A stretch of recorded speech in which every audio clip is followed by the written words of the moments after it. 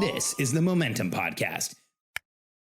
We are live. Hello, Simple Operations community. Jennifer here along with Alex today. I'm back. How are you today?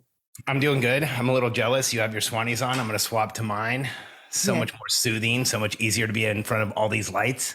We're matching right now. Alex, we have so many questions and we're so excited. We want to thank you guys, first of all, for submitting your questions, giving us an opportunity to come here and answer your questions. So Alex, are you ready for all these questions? I am. Let's jump into the questions. I'm Alex Sharfin, and this is the Momentum Podcast, made for empire builders, game changers, trailblazers, shot takers, record breakers, world makers, and creators of all kinds. Those among us who can't turn it off and don't know why anyone would want to. We challenge complacency, destroy apathy, and we are obsessed with creating momentum so we can roll over bureaucracy and make our greatest contribution. Sure, we pay attention to their rules, but only so that we can bend them, break them, then rewrite them around our own will. We don't accept our destiny, we define it. We don't understand defeat because you only lose if you stop, and we don't know how. While the rest of the world strives for average and clings desperately to the status quo, we are the minority,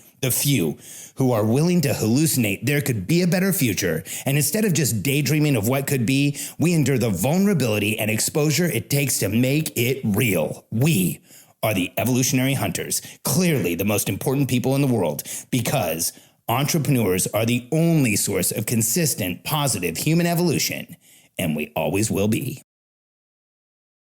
First one actually is from Angela. She thanked. And then the question now that she wrote, I was wondering what are your thoughts on the best methods for being realistic with time blocking so as to drive the most important things to happen first, being realistic and hold myself accountable? So I have a couple thoughts on that. So time blocking is a really productive habit. But here's what I do. I want to show you how I back into time blocking for the day. Because I've heard of people who at the beginning of the week, they look at their calendar and they put everything they're going to do for the whole week in the calendar. And what I've found is if I do that, I end up having to adjust. I end up having to move things. Sometimes my schedule's kind of fluid. Sometimes things come up. And so what I do on a daily basis is I use our momentum planning system. I use my momentum planner, and I use this system. And here's what I do. First, I write a to-do list of everything that I feel like I need to do for the day. I ask myself, what's my intention for the day? I look at my calendar. I look at the things that I want to get done for my team. I look at the other incidental things that I want to make sure I don't forget. Like for me, a lot of the time, a to-do list is I put it down just so that I don't forget it. I put it down so that it's out of my mind and on paper and not rattling around, making me feel overwhelmed or anxious. I think a lot of times when we don't know everything we're going to do and we're carrying it around in our head, that can actually cause feelings of anxiety, feelings of overwhelm, feelings of too much going on. Just writing it down makes it so much easier. And then here's how I back into time blocking. After I've done my to-do list, right here in the Momentum Planner, I write the top 3 things for the day. What are the most important things I'm going to get done? So for me today, it was having having a meeting. We call them targeted interactions or TIs with my team on the summit content. Was recording a YouTube video and writing a post that we made.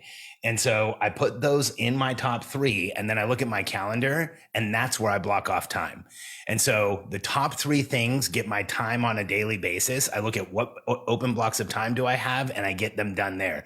Yesterday, I had a half-day consulting session. I had several different TIs or meetings with my team. I barely had any time. So I had to really put the top 3 things that I had to do in the limited time that I had. And that ensures that I get those things done. You know, I think in order to win the day, you want to win the morning. If you win the morning, you win the day. If you're doing your planning in the morning and identifying those 3 things, you have a very high likelihood of winning for the day. Boom. Get your momentum planner today. So if you don't have a planner yet, you need to get one today. Yep. Okay, Alan, what are a few major blind spots entrepreneurs fail to see and take into consideration when it comes to building a team of 1 to 5 people that will be run remotely or online? Man, there's a lot of blind spots that entrepreneurs have when we're building a team. And when I think about this question, the way that I reflect on it is I think back to when I had a remote team in my 20s, before I understood what it really took, before I understood just what was needed in order to be able to really effectively run a remote team. And so here's where I think the biggest blind spot is for entrepreneurs running remote teams. We try to run a team outside of a system. And in our membership, we teach the simple operation system, and your business, especially if you have a remote team, but I think any business should have an operating system. And here's what I mean by that. You know when you're going to plan, you know when you're going to get together with your team, you know when your execution periods are, and you know exactly what outcomes you're looking at for each thing that you're doing as a company and as a team. And so for us, that means, and I'll just run you through like high level what our operating system looks like. We plan on an annual basis to figure out what we're going to do for the year. We plan on a quarterly basis to ask the question, what projects are we going to execute? What processes are we going to improve or document? What people are we going to hire, train, onboard, move, promote, whatever is happening with people? And then what policies are we putting in place in our company and anything else that we need for the company? And so on a quarterly basis, we document everything. And then monthly, we look at those quarterly outcomes and we decide what parts of those are we going to do on a monthly basis. And so then each week we get together in our weekly TI, targeted interaction on Monday, where each team member has their commitments for the week. What are they going to get done that week? And then we have a daily huddle every morning. And so the reason why having an operating system like this is a blind spot is because it's not discussed. It's not talked about. In fact, a lot of entrepreneurs say things like, I don't want to have meetings. I don't want to be in meetings with my team. And I understand. Believe me, I've tried to run businesses without meetings to my own detriment for a long time. But when I realized if I had a system in place and it was clear what we were doing and everyone on the team understood how to show up and win and contribute and bring what they needed to those interactions with me, they feel like momentum. They feel like progress. They feel like we're getting things done. And so when it comes to having a remote team, if you don't have a system like this, here's what ends up happening. You wonder if people are working. You don't really know what they're doing. You're not clear on what's being achieved on a day-to-day basis. And in our system, we look at that annual, quarterly, monthly, and then weekly. I can tell what everybody on my team's doing because I can go in right now, look at the sheet where we keep all the commitments, and I can see what Jennifer's done for the week and what day it got done. I can see what Eddie's done. I can see what any member of our team has done so that I understand what productivity is happening. And I think for us as entrepreneurs, we've had this conversation a lot on these lives. We fight process, structure, and routine. It's uncomfortable for us to be in a system, to be in a process. It feels like constraint. But when we lean into it for a short period of time, we start to see momentum. We just heard that in the first question. When we start to put some structure in place, we start to see momentum. When we put some structure in place, it calms our entrepreneurial anxiety, and we know when we show up for our team. And here on the other side, here's why this is so important for the team. In most entrepreneurial teams, the team doesn't know when they're going to hear from you. They don't really understand what they're going to hear from you. It's like waiting for word from on high, and we communicate in a way that's haphazard and sometimes random, and it's daily changes, daily ideas, which distracts the team. It's hard to build trust that way. It's hard to give them time to execute. And so I think the biggest blind spot for entrepreneurs, period, but specifically so important if you're running a virtual team, is having a system through which you run that team. Thank you for asking the question, Alan. I hope that answered your question. If you have any follow-up questions, I think he's on the live right now. Okay, Oliver wrote, I'd like to know the granular difference between an integrator and an operator, but he wants to know if you can explain it a little further. Granular level difference between the integrator and an operator, and how is that an operator does not end up being an integrator? I'll get as granular as I can here. So what Oliver's asking here is the difference between Traction and the EOS system and their concept of having an integrator, and our system, the simple operation system, and having an operator. And if I had to give granular differences between the two, when you look at the organizational chart that Traction suggests for every visionary company, there's visionary, integrator, and everyone else. It doesn't matter how large the organization gets. The org chart is written visionary, integrator, everyone else. So the integrator becomes the translator of everything for the visionary and is the person who actually manages the entire team, communicates with the entire team, makes sure everything is getting done, and understands what everybody on the team is doing. However, in the traction system, there really is not much more of an execution system besides find your 90-day targets, or they call them rocks. We call them targets, but they say find your 90-day targets and then have a weekly level 10 meeting, which is basically a weekly meeting where everybody gets together to check in where things are going. As an integrator, we've had integrators who were in that system join our system. And here's what they tell us the major difference is. In our system, the operator actually runs the operational system. They run our system from 90 days down to the 30 days to the weekly execution to every single day, making sure that things are getting done. And they are part of a leadership team. So the operator's on a leadership team. So you're, as a visionary, you meet with the important leaders in your company, because the expectation that an operator is going to do all of that is actually pretty dangerous. In fact, when there is not a system when there's not a system that the integrator is executing, they become a liability for the company.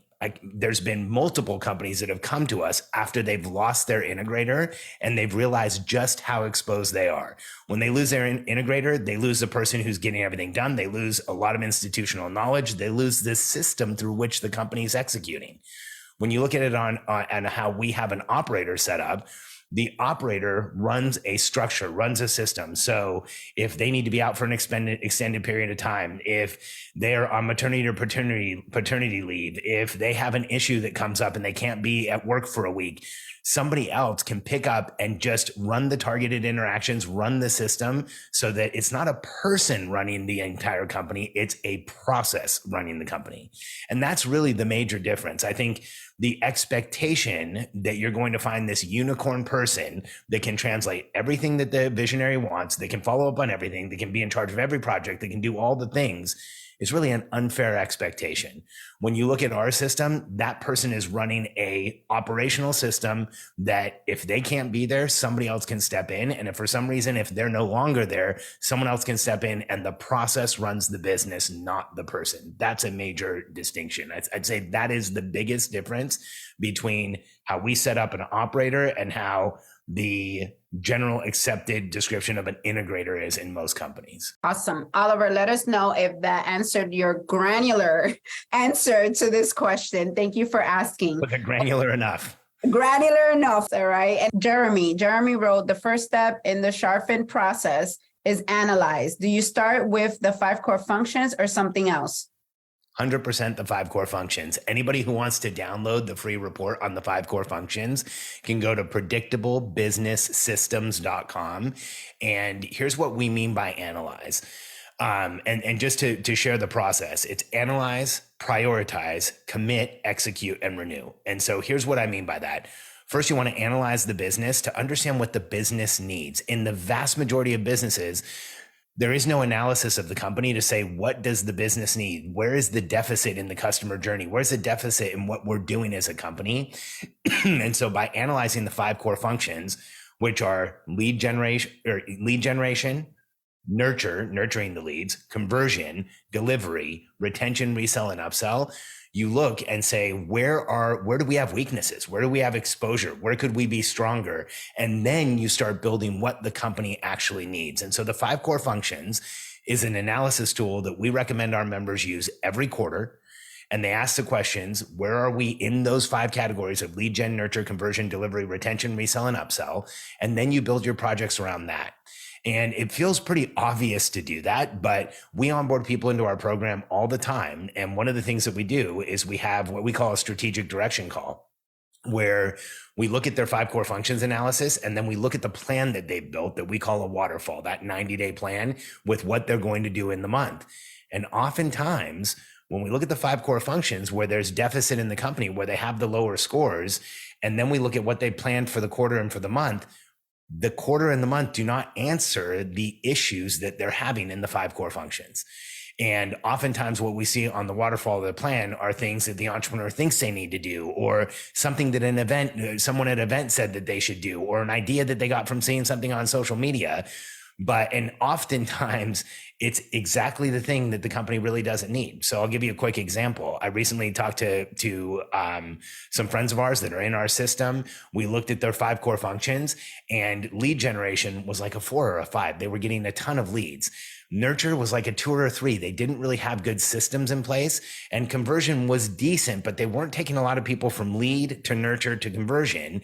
And then delivery was okay, and retention, resell, and upsell were okay. Well, I looked at their plan, and most of their plan was focused on more lead generation. If they keep pouring more leads into that company without working on nurture and conversion, it's basically burning leads or burning people that are coming in because they're not moving them through the process to the point where they actually buy something and they can help them. So the 5 core functions is the analysis tool. Like I said, we use it every quarter. We review it on a monthly basis. Anytime I'm feeling uncomfortable, I'll pull it up, I'll look at it, and I'll say, okay, we're focused on the right things. And you can get that resource in the comments. You'll see that Anna posted the link there for you guys so that you guys can analyze your business. And that was the last question. Woo, I felt like it was like rapid fire, like bang, bang, bang. We made it. We made it. If people want to reach out to our team, how can they find us? Easiest way is go to simpleoperations.com. There is a link right on the homepage. You click on it, answer a few questions for our team, jump on a call with us, and we can help you understand how you can join our membership, and we can help you install the Simple Operations system that has helped a ton of entrepreneurs get way more productivity out of their team for the investment they're already making. That's like a higher return on every dollar you're paying someone, grow their businesses, make a bigger income, make a bigger impact. And so go to simpleoperations.com. We'd love to hear from you, and my team would love to talk to you. Yes, we appreciate you guys. Again, if you want to reach out, that's where you need to go, simpleoperations.com. We would love to talk to you guys and see how we can help you grow your business. We will see you on the next live next Thursday. Any last words, Alex? I don't think so. Thanks, Jennifer. Peace. Bye, everybody. Thanks, everyone.